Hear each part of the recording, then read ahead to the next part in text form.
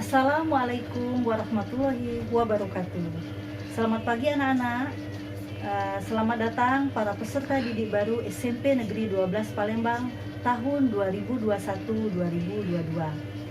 Perkenalkan, nama Ibu adalah Rini Anggraini dan kalian boleh memanggil Ibu dengan panggilan Mem Rini karena Ibu adalah salah satu guru bahasa Inggris yang ada di SMP Negeri 12 Palembang. Kali ini, pada kesempatan ini, Ibu akan menyampaikan salah satu materi MPLS dengan judul Kurikulum 2013.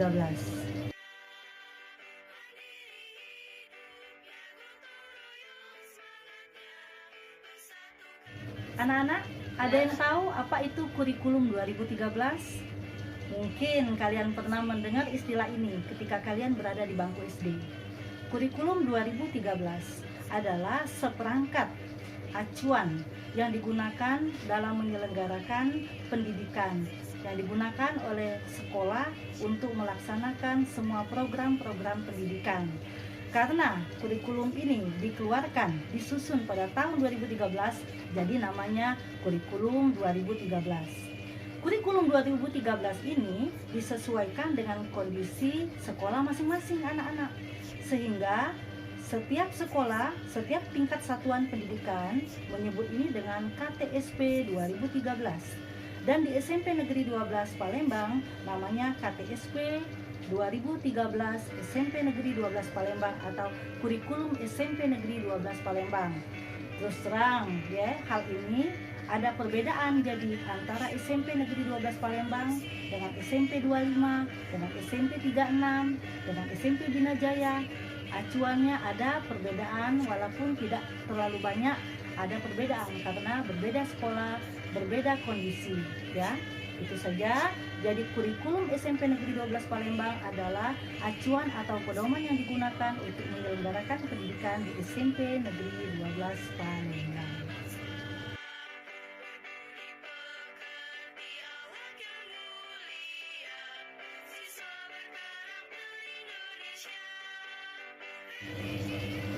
Nah ya, di dalam kurikulum itu terdapat muatan kurikulum, ya.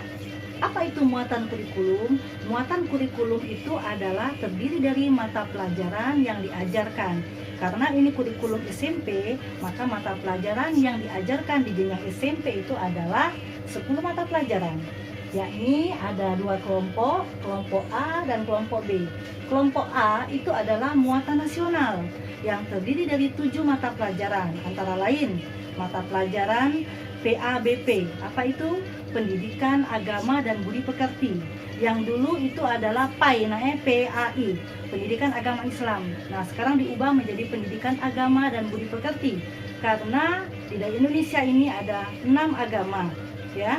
Tapi agama mayoritas kita adalah agama Islam.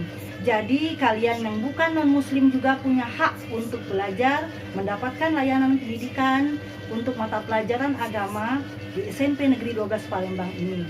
Yang kedua adalah pendidikan Pancasila dan Kewarganegaraan yang disingkat dengan PKN, ya nak ya. Dan yang ketiga itu adalah pelajaran bahasa Indonesia. Yang keempat, pelajaran matematika. Yang kelima adalah pelajaran ilmu pengetahuan alam atau IPA. Yang keenam, ilmu pengetahuan sosial atau IPS. Dan yang ketujuh adalah pelajaran bahasa Inggris. Nah, pada kelompok B, seperti yang kalian lihat ya, di kelompok B itu adalah bukan muatan lokal, muatan nasional, tapi muatan lokal. Apa saja pelajarannya? Ada 3, yaitu seni budaya, ya, PJOK, dan satu lagi itu prakarya. Jadi 3 mata pelajaran ini disesuaikan dengan wilayah atau daerah masing-masing. Contohnya di Palembang, mungkin pembelajaran seni budaya, pelajaran PJOK dan prakarya yang berbeda dengan daerah-daerah yang lain. Jelas anak-anak?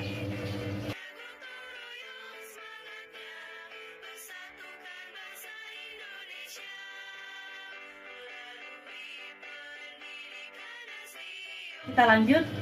Nah, berbeda dengan waktu kalian duduk di bangku SD, semua mata pelajaran diajarkan oleh 1 orang guru kelas. Tapi begitu kalian duduk di bangku SMP, 10 mata pelajaran diajarkan oleh 10 orang guru anak-anak. Tapi ada wali kelas, di antara 10 orang guru itu ada wali kelas kalian. Dan satu lagi, di SMP itu ada lagi guru namanya guru BK. Guru BK adalah guru yang membimbing anak-anak di dalam memilih karir, menyelesaikan permasalahan, baik permasalahan dalam belajar maupun permasalahan pribadi, misalnya masalah keluarga, ya. Silakan kalian bisa berkonsultasi dengan guru BK. Oke, menarik kan? Guru-guru di SMP itu ada 10 guru ditambah dengan guru BK.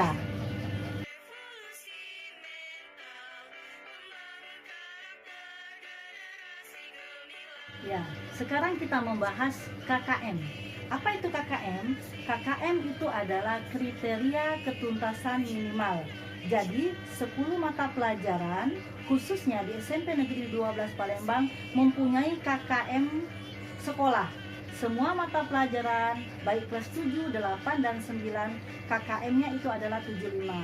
Artinya, seorang peserta didik itu harus mencapai nilai 75 untuk dikatakan tuntas dalam belajar. Jadi anak-anak, kalau nilai kalian itu 74, 70, 65, itu artinya kalian itu belum mencapai KKM.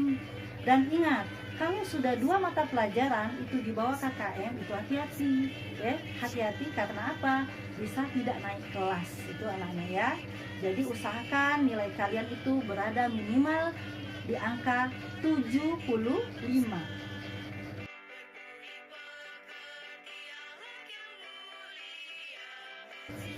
Ya, nilai KKM tadi ya minimal 75 itu didapat dari mana anak-anak? Nah, ada 3 penilaian yang kita gunakan untuk mendapatkan nilai kalian itu, nilai akhir kalian. Yaitu yang pertama itu proses. Proses didapatkan itu pada waktu kalian belajar sehari-hari dengan guru mata pelajaran. Ya, di sana ada nilai pengetahuan, nilai keterampilan, dan nilai sikap. Ingat anak-anak, nilai sikap itu adalah nilai sikap kalian di dalam belajar, ya, pada mata pelajaran tertentu. Nilai sikap itu tidak boleh C, jadi usahakan nilai itu B. Kalau nilai sikapnya itu C, itu bisa tidak naik kelas, anak-anak ya. Nah, pengetahuan itu ketika kalian mengerjakan kuis, keterampilan ketika kalian mempraktekkan sesuatu yang berhubungan dengan materi yang diajarkan oleh guru. Yang kedua, itu adalah PTS. Apa itu PTS? Penilaian tengah semester yang dulu sering diistilahkan dengan istilah mid semester. Nah, yang diujikan di sini adalah nilai pengetahuan. Selanjutnya ada PAS, PAS atau PAT. PAS itu penilaian akhir semester, biasanya itu pada bulan Desember, ya. Dan PAT penilaian akhir tahun biasanya diselenggarakan sekitar bulan Mei atau bulan Juni, ya. Nah, kesemua proses ini, proses PTS dan PAT itu semuanya akan direkapitulasi sehingga menghasilkan nilai raport, dan nilai raport di SMP Negeri 12 Palembang diproses dengan I-raport.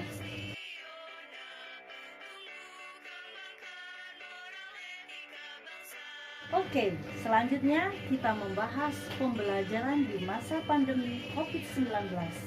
Anak-anak, kita sudah hampir 2 tahun ini ya merasakan pandemi COVID-19 yang belum juga berakhir ya. Khususnya pada tahun ini yang direncanakan akan tatap muka dibatalkan karena ada PPKM ya. Jadi pembelajaran masih dialihkan ke pembelajaran jarak jauh yang disebut dengan daring ya. Nah, dalam pembelajaran jarak jauh ini daring kita menggunakan akun belajar anak-anak ya. Ada yang menggunakan Google Classroom, menggunakan WhatsApp, dan menggunakan Telegram kalau di SMP Negeri 12 Palembang ya.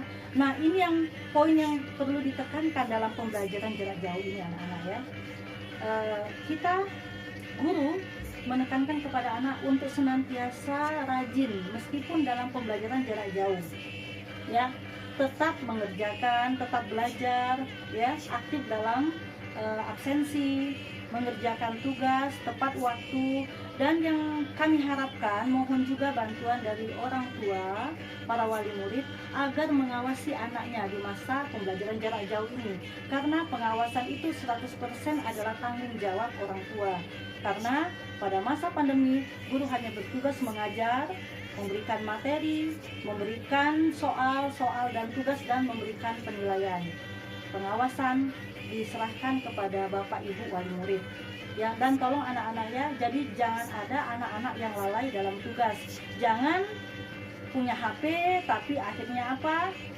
Tidak aktif dalam pembelajaran, dan pengalihannya dalam penyalahgunaan handphone, misalnya main game seperti Mobile Legends, ya, main Free Fire. Yang cewek-cewek itu main TikTok. Jangan ya, jangan seperti itu. Boleh main tapi ada porsinya ya, ada waktu, jangan lalai dengan tugas.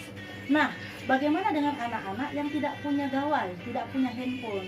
Nah, kita juga memberikan solusi, yaitu pembelajaran luring, luar jaringan. Bagaimana caranya untuk itu? Nah, kita minta anak atau orang tuanya datang ke sekolah 1 minggu sekali. Silakan kalian ambil tugas ke sekolah dan mengumpulkan tugas ya. Jadi hari ini datang, minggu ini datang, mengambil tugas di sekolah, minggu depan dikumpul sambil mengambil tugas yang baru. Dan perlu diingat, tetap menjalankan protokol kesehatan, memakai masker, menjaga jarak, dan menghindari kerumunan. Jadi kalau ada kerumunan bisa dipindahkan pengambilan tugasnya di hari lain, ya begitu. Dan di mana mengumpulnya? Kumpulkan seperti di gambar ini, di meja saya, di meja membini. Silakan tugasnya boleh dikumpulkan di meja membini, seperti itu ya.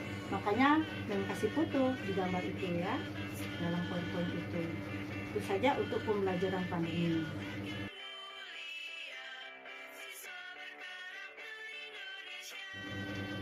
Oh ya, satu lagi nak ya, di masa pandemi ini jadwal pelajaran kita adalah jadwal pelajaran bersama.